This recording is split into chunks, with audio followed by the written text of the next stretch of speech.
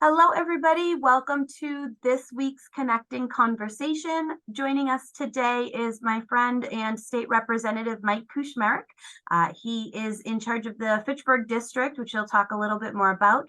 And we're going to talk about his experiences both working in fundraising and education and what fundraising looked like for him when he changed careers. So, Mike, can you just give us a little background on you? What were your previous careers and positions, and about when you transitioned into politics? Absolutely. So Mike Kuchmarek, state representative for the 3rd Worcester District, and that's the entirety of the city of Fitchburg and part of the town of Lunenburg, and been in office since 2021, was elected in 2020. And before that, I spent about 13 years in higher education development and fundraising. Began my career at Fitchburg State, where I did 8 years, and you and I were colleagues then. And then spent another 5 years at Worcester Polytechnic Institute first as their annual giving director, and then as director of development, assigned to their flagship program of engineering. Where I often had their Silicon Valley and West Coast operations for fundraising.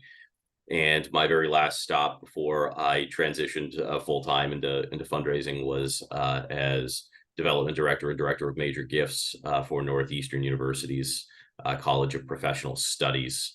And then after that, I've continued doing some consulting as well with leadership members of some private schools across New England, just on a part-time basis to keep my foot in the door and really continue to make sure, I spent 13 years in a career and started to hone my craft, and want to make sure I continue to stay up to speed on what's happening in higher education, particularly across New England.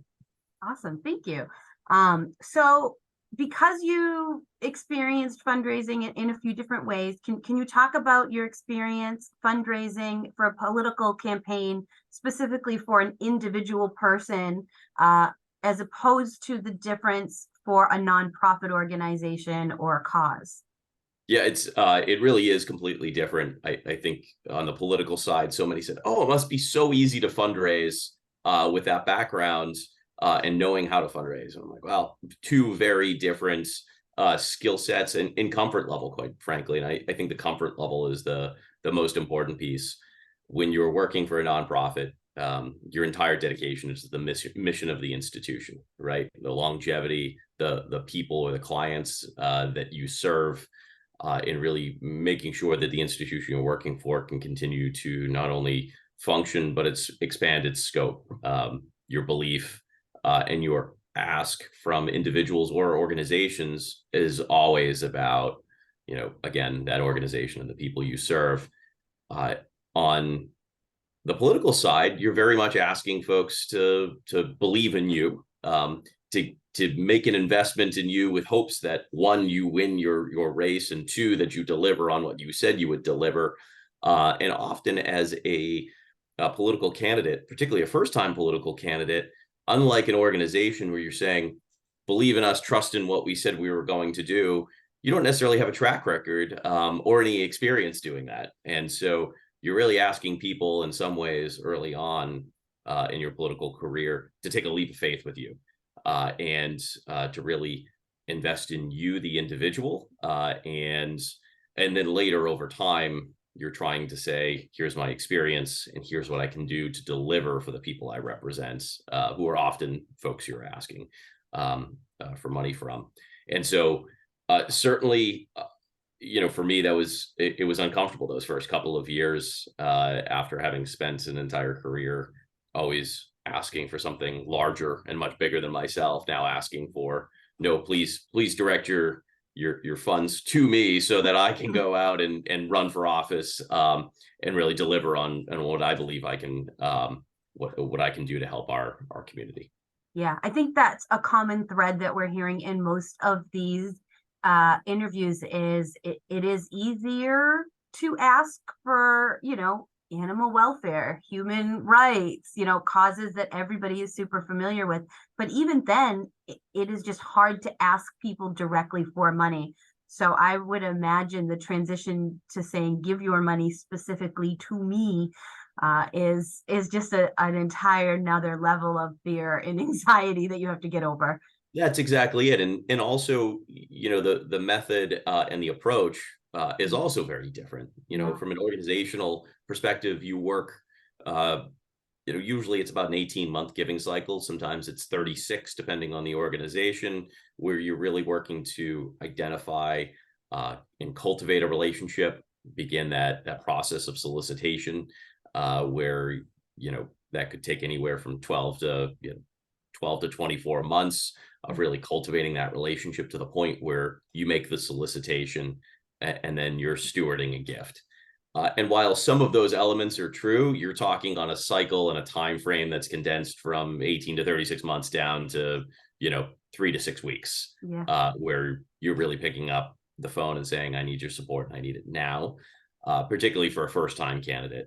And I know we want to get into a little bit what it's like campaigning once you are already in office. And that's when you can start to be a little bit more long-term in your approach, or at least a little bit more of a midterm in your approach.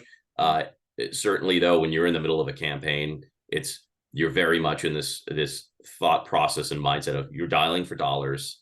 And without those funds, the campaign can't continue to go on and function, or it will significantly inhibit your ability to put yourself in front of the voters and the constituents you're hoping to represent.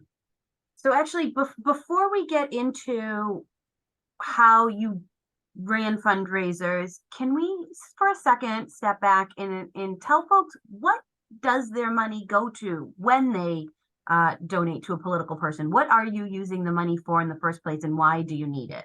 It's a fantastic question. And, we're going to step back from the federal and national politics where the scale is so much bigger. And you're really talking about financing an entire operation and of everything from clothing and transportation around the globe. That isn't really true at the state level, right? Or the municipal level. And so among the most expensive things for a campaign, and you certainly see a lot of this as a constituent, is mail. You'll see postcards and bombarded. And that's because the magic number, just like in fundraising, the magic number of touches in order to secure a gift is 7. And so you typically want to put 7 pieces of mail in front of them to make sure not that they actually vote for you, to make sure that they've actually seen your name and guarantee that by election day they've seen your name enough times on the way from the mailbox to the trash bin. Sometimes it's just an annoyance factor, but it's also there's some real strategy there too in ensuring that your name gets out there. So mail is incredibly expensive. To do 7 pieces of mail in a district like mine, where you might be mailing to anywhere from 5,000 to 13,000 people or households rather, depending on the particular campaign. You're talking that's about $30,000, $40,000 worth of mail alone. You're talking about a campaign manager. And depending on the campaign, you might have everywhere your campaign manager might be an unpaid volunteer because you have no money. And often it starts out that way. They get classified as an unpaid intern and then eventually graduate to a full-time paid campaign manager. And all of the other campaign volunteers, your signs that go on lawns or that you might stand in street corners with your volunteers, those are a couple $1,000s, right? And all of these things add up. Stationery, the postcards, the door knockers that you leave when you go to knock at somebody's door and engage in a conversation, your business cards. And so for many first-time candidates, particularly at local offices, your school committee, city council, you're paying out of pocket. And that's largely what I did. I was able to raise a couple $1,000s my first time through. But, often, particularly young folks and folks really first generation Americans or young families or marginalized communities, the ability to run for office and pull $2,000, $3,000, $4,000, $5,000 out of your own personal bank account to front your campaign, that often means that people just don't run because it's prohibitive. And so those fundraising dollars for a small campaign at the municipal level mean everything. A $50 donation, you just finance 1% of their entire campaign or more. when you really start to scale it up to a position like state rep or state senator, um, you're talking a campaign that can need anywhere from 50,000 to for a state rep, realistically $50,000 in a Worcester County seat to up to probably about 150,000 for Senate. So you can really see where that cost is incredibly prohibitive for folks that don't have that money in their bank account. Yeah. And I think that's unreasonable to ask most private citizens who want to put their name on the ballot and serve their community, to drain their bank account or their family's assets to do it. And that's where the fundraising really comes in. Yeah.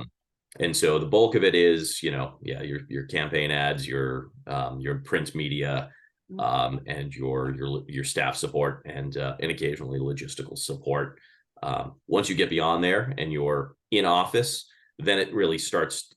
Often it becomes used also for example, in Massachusetts, your office expenses are not paid for. So if you have a district office, you might be paying rent on a monthly basis, or you might be paying to buy a district office. I'm fortunate, the city of Fitchburg provides one to me, but that means you have to furnish, all of the furniture, the computers, making sure that your staff have access to, printers. That's $15,000-$20,000 up front. You essentially need to fundraise to make sure that you have those funds available. Even your business cards as a state representative, Commonwealth of Massachusetts doesn't pay for you to have business cards or personalized letterhead. That all has to either come out of your personal or your campaign account. Yeah, I think that's really important to note because, I nationally or everywhere, folks are frustrated that there aren't more diverse candidates, right? It's the same people who are basically going to die in their seats. And it's because other people cannot afford to run, and regular citizens don't realize how many out-of-pocket costs there are.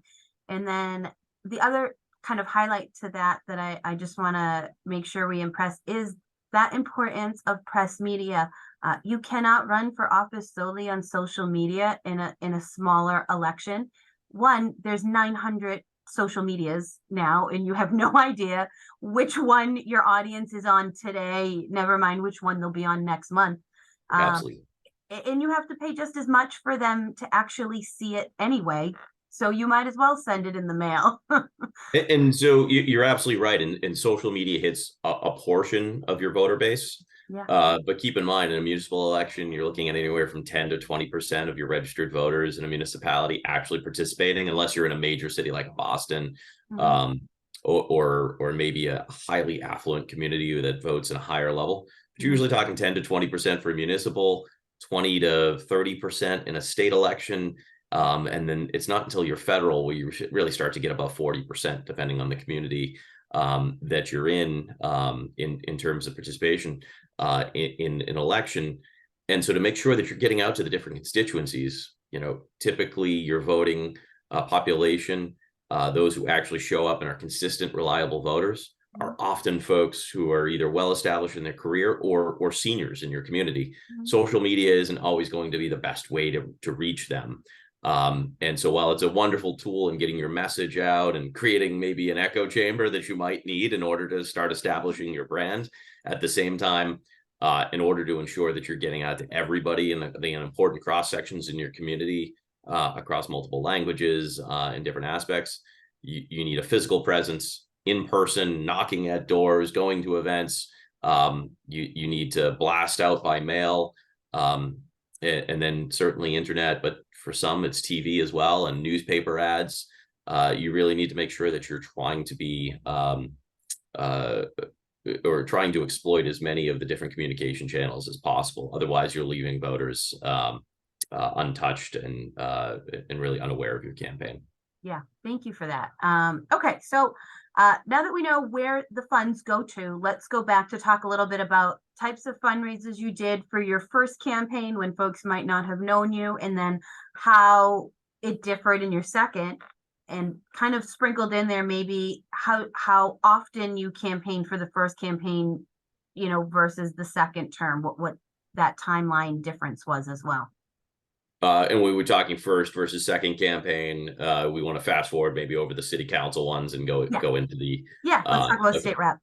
Yeah, because my when you said people may not have known who I was, I assure you they had no idea who I was when I was knocking at their door at 25 years old, running for city council. but running, and this was unique. I was running in the middle of a pandemic as well. Right, right. So I was running in 2020. I had all of 7 days to run a traditional campaign before really the lockdowns began, Yep. and nobody was focusing on elections, and really, so it became a real challenge to figure out how to campaign in a traditional setting. Uh, Fortunately, so I'll kind of combine both my COVID experience as well as a failed Senate run. No politician loves to talk about their failures, I assure you, but it was kind of equally important for me of when I first ran for state Senate in 2017 in a special election. I think I So I'll kind of knew that. combine the both traditional, yeah. I try to forget that sometimes too, but honestly, those failures really do help inform how you build a successful strategy for the next one. And I think in the elected space, a good dose of humble pie is Mhm, important too. That brings you right back down to earth. mhm. And so I'll kind of combine both, so you get a sense of kind of operating in the purely remote form. And so during COVID, I really had to send out fundraising letters. I felt like I was an annual giving director again, identifying everybody kind of in my orbit who might be a potential contributor, Mhm. people who had given to me. And then you're combing through public databases too. Uh, did they give to my predecessor, the person who's is still in office? In that case, it was Stephen Hay. He was serving out the remainder of his term and walking away. Did they give to my mayor, who was also his predecessor, Mhm. in Stephen DiNatale? Did they give to somebody else running for the seat? In this case, John Cronin. Were they giving to another Democrat? Were they giving? Had they previously given to Jen Flanagan, who held the seat? And you try to exhaust that. So you start building out these fundraising lists of people who might be likely contributors or who might know who you are. And certainly by them giving to somebody else, they're predisposed to giving to Democrats in your region or people or folks in your party of your region. Certainly these are applicable for Republicans or independents as well. I'm just kind of using my own experience here. And so, sending out multiple fundraising appeals, and then we tried doing something new of campaigning from the couch, where we did monthly, Facebook Live events where we could really try to talk about several issues and about what my plans were. And in the middle of March, April, May, that it was actually highly effective. People had nothing else to do, and they were really willing to engage. By the end of the campaign, I think people were really kind of sick of attending a Zoom fundraiser. They were thirsting for that in person, in a formal event, as I had done before, which is where you're doing you're still mailing to that same population, but then you're trying to bring them to an actual event, Mhm. and you're trying to leverage word of mouth. Um, so that was certainly everything from mail. You're doing events in person, or in some cases exclusively remote. You might do some Facebook ads and Instagram ads about people contributing. Those, particularly at a state level in a smaller district, you're not going to get a whole lot of traction of fundraising. At a national level you do, or even a statewide level you do. Mhm. And so some of it was just posting and asking and trying to put some compelling cases as to why using your birthday as a convenient excuse for, I'm turning 35, give me $35 or $70 of different multiples of your birthday, as a contribution. And um, then there's the other piece of you just picking up the phone and you're calling. And again, you're combing those lists, but then you might start to branch it out of who are people that have given, to more than 5 candidates in your party, or more than 5 candidates statewide, irregardless of party, in the past, year or two.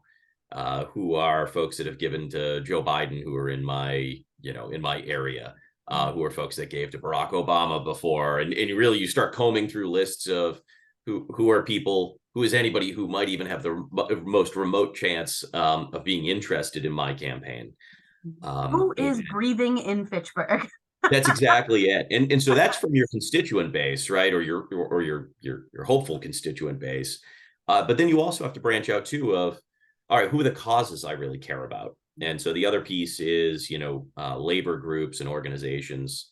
You might, people also, at times they get combined with PACs, political action committees. So, for example, a huge union that operates in our area is SEIU. And there's a couple of different chapters of SEIU. They work in higher education and human resources, human services and healthcare. And so their union might say, and they can max out in Massachusetts at a state level seat at $500. They're allowed to make $500 contributions.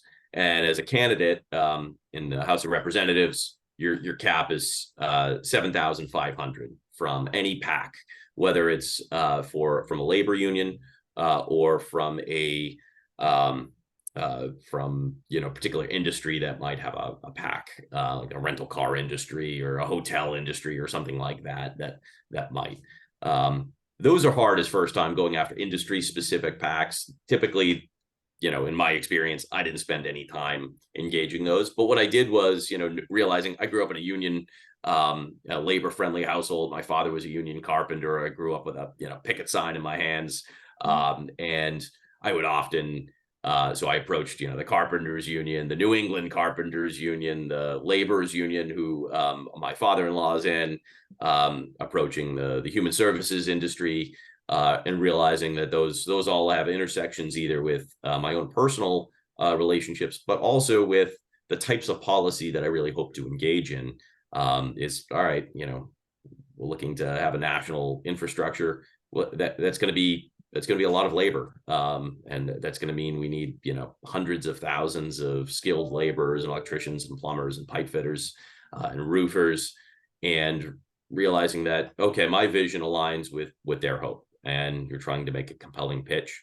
And those aren't just phone calls. Those are usually, it's a phone call to introduce yourself, but often you're then filling out an application and hoping that they'll take you for an interview, and then they're grilling you for an hour about why they should endorse you and provide you a check. So that can be a fairly extensive process. But again, when you're looking at needing to raise $50,000 and you might be at 20,000, and you realize I can gain $7,500 more with doing more work, those are also parts that go into this as well. And so I would say those endorsement processes and really trying to get labor unions to endorse you and fund you are very similar to like a grant application, right? You're picking up the phone, you're trying to identify, might this be a likely fit? Would you entertain an application from us? Yes. All right, here's my application. And then you're following up with all the supporting information material as well. Yeah, it's tough. Absolutely.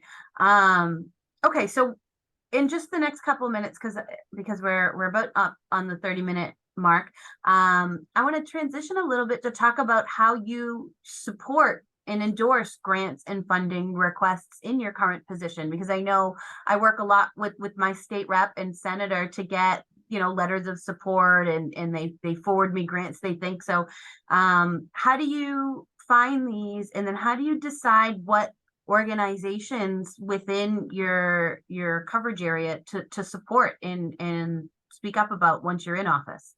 Absolutely. So there's really two different forms that comes in. One is, as you mentioned, public grants that come from the Commonwealth of Massachusetts, or sometimes the federal government, usually not too often the municipality that you're aligned with. But so you're making sure that, as we become aware of these, and often we have liaisons that are making us aware of, hey, here's a Department of Transportation grant that we're just making public.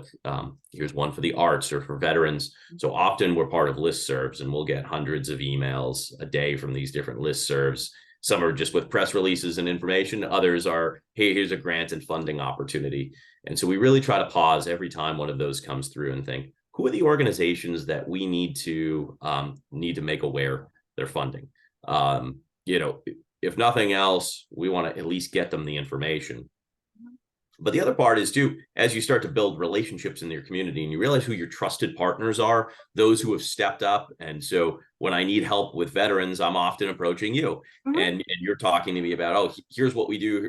So I become uniquely aware of of what it is that you do, what your mission is, and how you benefit veterans in my district and beyond. So, for example, if I'm thinking of, all right, not only am I going to make you and a number of other veteran organizations aware of this, but I might say, hey, I really think you should apply. Let me know, because I'm happy to provide a letter of support, or even pick up the phone to the people that are in the driver's seat in making these awards. So first and foremost, I'd say in that line of fundraising, it's all about relationships. If your elected officials don't know who you are, what your organization is and what they do, and who you are as the fundraiser or the CEO, that's a huge mistake, because you're never going to get government funding, or at least not through the political apparatus, if you're not building that relationship. And so make sure that you've built the relationship, you continue cultivating it, and once you get that funding, let them know how you spent it and how effective that was. That's the stewardship part of the cycle, right? And make sure that they know, so you're preparing them for the next ask. Because there's nothing better as an elected official of, okay, I went out on a limb, or I, during the budget process of the state, made a real hard pitch with very limited funding that each of us get to bring home as direct earmarks that we secure for our district. Make the pitch that you're the organization. There's nothing worse than when someone says, yeah, okay, we spent it, thank you, or we don't even get that. It's the best when we get to go back and say, here's how effective they were. We gave them $10,000. They multiplied it. They turned it into $100,000. They finished a building. They delivered services to a constituency base that otherwise was not getting assistance. Not only does that make you feel good as an elected official and feel like I'm delivering resources to my constituents and the people who need it in my region, but it's also showing that, okay, government funding can be an investment in this space, and can really change people's lives. That allows me to go back to my Speaker of the House, my Chairman of Ways and Means, and say, you gave me $10,000 last year. This is what they did. If you give $50,000 for me to be able to do this, I can really amplify that impact. And the same is true with those other grant-based organizations through the public space, really being able to demonstrate the impact and the effect. So, fortunately, I had the chance to be a city councilor for 8 years before I became state representative, and really working with a lot of our nonprofits, both in my higher education time and as a counselor. But for many who are brand new elected officials, they're trying to learn their communities. They're trying to learn who the players are in each space, from human services to veterans to transportation and education. I would really so encourage each of your students to make sure that they're engaging. And if you're running a nonprofit or you're already a funder, make sure you're engaging your elected officials to at least find out what opportunities are available, and make sure that they're aware of you. And it might take 6 months. Don't get frustrated. There's not always funding opportunities available, but you want to make sure that you're there, present enough, and showing your face enough that when that opportunity does arise, they say, oh, that's right, I need to follow up with Stephanie. I think this will really be a great fit for her and her organization. Yeah, I think that is a great point. And I can say from my end of it, I have spent my 2.5 years here making sure there is not a state rep in this region that does not know me and what I do. And it is not disingenuous, because as much as I need your help, I am here to help your constituents. So, when we get off of this, Senator Cronin's office is going to get an email that says, don't forget, we have financial assistance grants. You might have veteran homeowners who got flooded this week, and we're here. You're absolutely right. It's a two-way street, right? Yeah. We rely on you, and you rely on us, and yeah. We both need to work together to make sure that we're providing your constituents and mine with access to resources and benefits. Yeah, and it really it helps the people that we serve. A lot of the students in this class are looking towards working in nonprofits and already are. And the political side of it is difficult. There's not one point in my life where I thought I would even be remotely close to politics. And Mike and I have known each other for about 20 years now. I don't think either of us would have pictured these paths. But I am extremely close to politics every single day, because it allows me to do the good work that we're doing. We can't do it without your support. And on the other side of it, you can better support your constituents when you know all the nonprofits available. So when someone calls your office for help, and this is what I do too, I can say, here is a person I trust that you can call. And that makes a big difference. So, Even the governor of the Commonwealth has limited resources. We are all so incredibly dependent at every level of government. It's an ecosystem. We cannot do our job alone. We are not a silo. We cannot act as a silo. The nonprofit space and our nonprofit partners and elected offices in every aspect of government are totally mutually dependent upon each other in order to function. So, even if you hate politics, I happen to love politics. If you hate politics, it's okay. yeah. You don't have to get political into the issues and who you vote for, but you need to take an interest in the politics as they intersect with your industry and with your specific district. Yeah. If you work for a nonprofit, congratulations, you have a job in politics now. That's right. You might not have meant it. Inescapable, right? Yeah. Okay. So my last question as we wrap up here is, what advice would you have for someone either looking to run for office or support for someone in office, particularly where these are graduate students now? What can they do now to either build their resume or build their comfortability with this field? Sure. Yeah, I would encourage folks, whether you're looking to kind of work for a candidate long term or become a major gift fundraiser for a large campaign at a national level, or just become that candidate. Start either assisting a candidate, find somebody who somewhat aligns. You don't need to believe, you don't need to be a true believer in everything they do and say, but find someone who aligns with your belief and values and someone you trust and or admire, and join their campaign, and you'll get that broad-based exposure to how the organization works, what to do, what not to do. I think elected officials always provide ample evidence of both, of what to do and not to do. So you'll get some real experience on the ground and understanding, is this an ecosystem I want to be a part of? Is this something I feel comfortable doing? Do I enjoy fundraising in this environment? Do I enjoy knocking on a door and asking someone to vote for me? And yeah. And so I'd say first and foremost, join. It's an enlightening experience, whether or not you decide you want to be in the field of politics or not. And the other part is raise your hand in your community at a local level, a board or a commission. It may sound intimidating, but I promise you, every mayor or select board or town manager is thirsting for volunteers in their community who have 2 to 10 hours a week, whether they can give back on a particular subject matter. Could be something they have true experience with, or something they're looking to learn more about, or they have a passionate about. And raise your hand. That's all you have to do. And I promise you, there are board seats available throughout your community. And that gives you a foot in the door to see how government works at a very small level and through a specific lens. And it allows you to see, do I want to be that force of change? Or do I want to work for that force of change? Or do I just want to give back in my community? But I find it both rewarding, but tremendously informative. And I think those are the 2 best ways to get involved. Yeah, I think that's really great advice, actually, especially for some of the students that may be living in more rural areas. Like Mike said, there is a board with seats open. It is so hard to fill board seats with qualified, educated, willing people. And you are all in a position where that's you now. You're not in this degree if it isn't you. So as time permits, definitely step up. And the other great part of that, either joining a board, getting more active, or volunteering for a political campaign, is you practice your own public speaking skills and develop your confidence. Because, I didn't have those skills early on in my career, and really fake it till you make it, right? I wasn't really super confident in speaking till my 30s. And now I'll just talk, whatever, you can take it or leave it. I was, I used to quake. You'd put me behind a microphone, I would be shaking and tremoring. Or you put me, God, on the other side of a camera, forget about it. I wanted to faint. And it's time and experience of sitting around, city council meetings and committee meetings, and you slowly build up a comfort level, and then you start grabbing a microphone. And but even my first year as a state representative, I still got nervous grabbing a microphone or standing in front of a TV camera or doing a radio interview.